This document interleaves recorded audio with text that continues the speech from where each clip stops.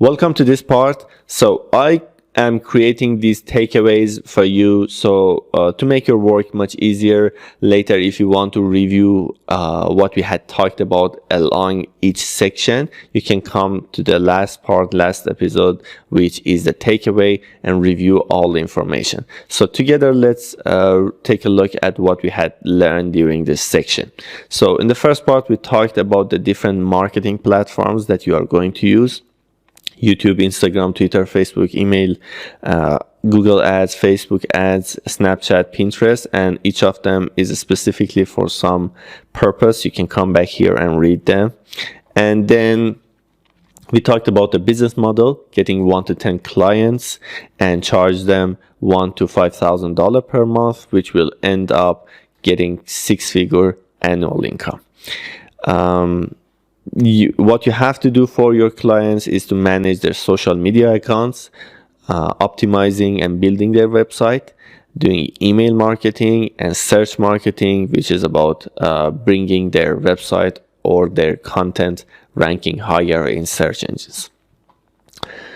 The next topic that we talked about was about selecting the name of your agency.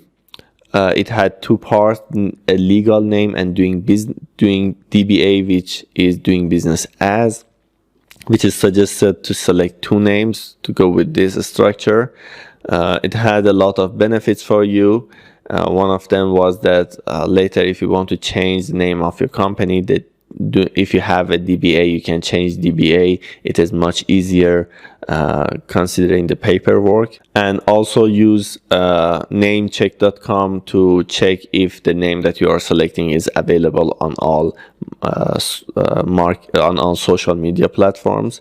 And then we talked about forming legally your company, registering your company. You can use some websites. If you are in the United States, you can use LegalZoom or Rocket Lawyers to register your company. If not, in most countries, a service like this is available, right?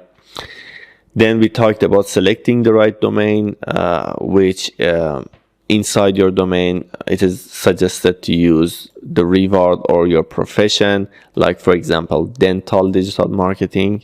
Then it is very good to use simple words and understandable words. The next tip is to use one dictation words and avoid using the words that the ending letter and the first letter is the same, like marketing group. Both of them starts with G. Right, one of them ends with a G and the other one starts with a G.